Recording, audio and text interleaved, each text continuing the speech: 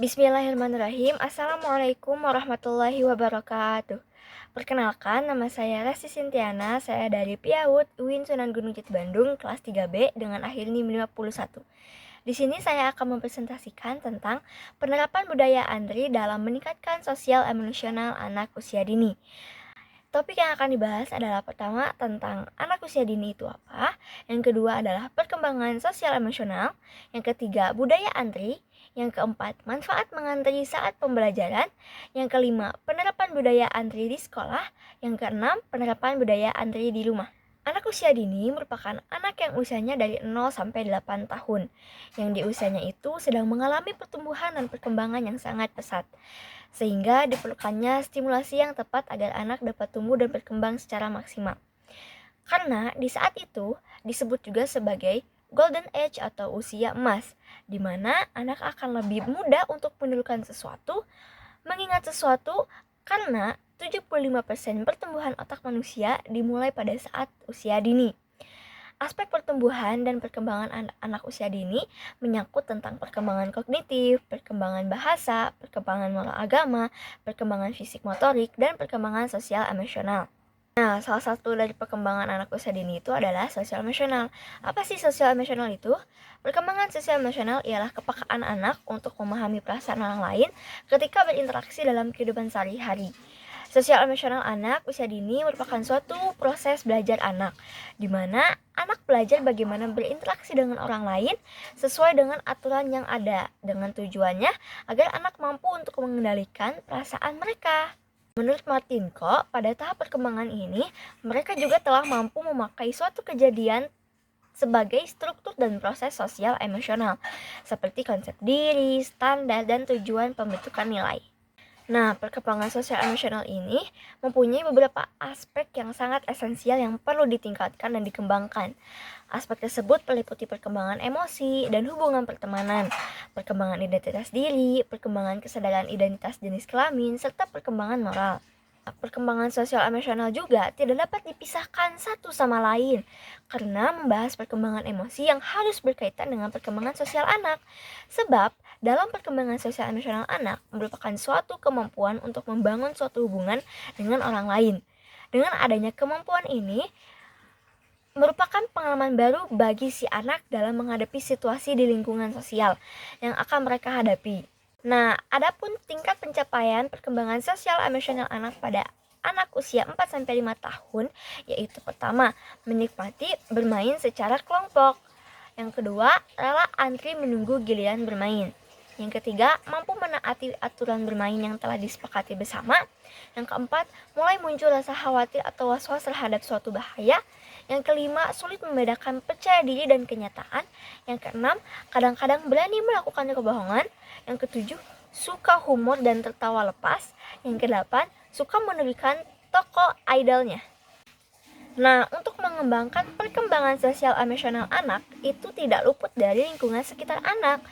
Salah satu kebiasaan yang dilakukan pada masyarakat sekitar adalah mengantri. Lingkungan di sekitar kita sangatlah mempengaruhi dalam melakukan pembiasaan antri. Hal tersebut dapat dilakukan dengan melalui pembiasaan-pembiasaan sejak dini dan dimulai dari keluarga maupun lingkungan sekolah. Lingkungan sekitar sangatlah berpengaruh dalam mendukung kebiasaan antri pada anak. Salah satu cara untuk mengajarkan antri pada anak adalah dengan melalui pembiasaan sejak dini dan dimulai secara konsisten terus-menerus di lingkungan keluarga maupun lingkungan sekolah. Dampak positif pada kebiasaan antri atau menunggu giliran bagi perkembangan anak antara lain yaitu meningkatkan kedisiplinan. Selain itu juga, menerapkan budaya antri dapat memberikan hal positif yaitu belajar untuk bersabar dalam hal menunggu dan belajar akan hal rasa malu untuk menyerobot antrian orang lain. Disiplin dapat diartikan juga sebagai semacam pengaruh yang telah dirancang sedemikian rupa untuk membantu dalam menghadapi tuntutan dari lingkungan. Penyebab rendahnya disiplin dalam budaya antri pada anak dikarenakan guru yang tidak menerapkan aturan pada setiap kegiatan di kelas dengan jelas. Baik guru maupun orang tua di rumah terkadang tidak memaparkan dengan jelas apa aturan yang harus mereka taati. Budaya antri mencakup semua pola perilaku yang ditunjukkan oleh seseorang atau sekelompok orang dalam kehidupan masyarakat. Pola tersebut terjadi dari sebuah proses mental kelompok yang mematuhi perintah, menunggu giliran untuk mendapatkan kesempatan atau barang tertentu. Nah, tentu saja dengan budaya antri, anak dapat diberikan sebuah informasi yang benar dan dibutuhkan agar mereka dapat belajar dan mempraktekkan tingkah laku yang benar pada kehidupan sehari-hari mereka. Selain itu juga dapat diajarkan pada anak bagaimana membina hubungan yang baik seperti saling menghargai, bekerja sama, melibatkan ketegasan, kewibawaan, dan rasa saling hormat pada sesama dan tentunya pada orang yang lebih tua. Nah, kegiatan antri ini merupakan tindakan yang berpusat pada anak dan tidak egois. Jadi, melalui budaya antri ini menumbuhkan sikap anak yang tidak egois. Nah, bagaimana sih menerapkan teknik yang baik dan benar? Tentu saja dengan menggunakan teknik yang baik dan benar ini dan sesuai tentunya dengan perkembangan anak memungkinkan budaya antri ini bisa kita kenalkan lebih cepat kepada anak. Nah, budaya mengantri juga memiliki manfaat saat pembelajaran, yaitu yang pertama, melatih emosi, di mana anak harus bersabar menunggu giliran. Contohnya seperti sedang dipanggil untuk membaca Iqra pada saat awal pembelajaran. Nah, anak-anak akan mengantri ke belakang. Nah, ini kita bisa melihat emosi mereka itu apakah terlatih dengan mengantri ini gitu. Contohnya seperti ada satu orang anak, contohnya dia itu sedang membaca Iqra ke ibu gurunya. Tiba-tiba ada satu orang anak yang dia tuh menyela antrian, menerobos antrian temannya yang di belakang yang lagi sedang baca ini. Contohnya si A lagi baca ke ibu guru, terus B lagi ngantri di belakangnya.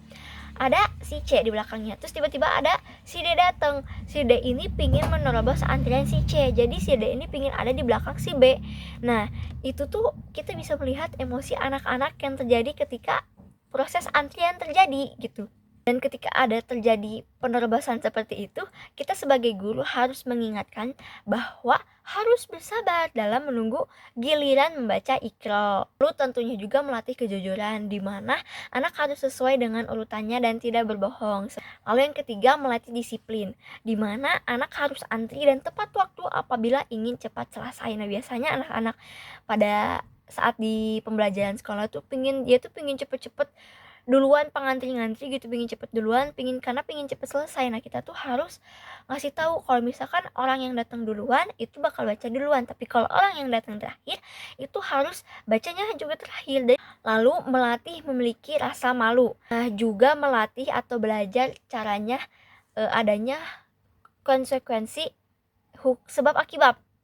Nah, dimana jika anak datang terlambat, pasti kan konsekuensinya anak mendapatkan barisan paling belakang, dan juga baca Iqra atau kegiatan lainnya si anak akan terbelakang gitu. Nah, selanjutnya penerapan budaya antri yang dapat diajarkan oleh guru di sekolah.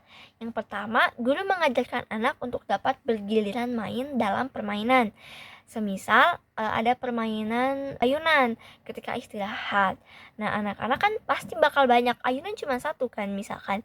Nah, anak-anak tuh banyak pingin bermain di ayunan tersebut. Nah, si guru ini harus ngajarin anak untuk satu persatu dan bergiliran gitu untuk mengantri ke belakang untuk bermain ayunan tersebut.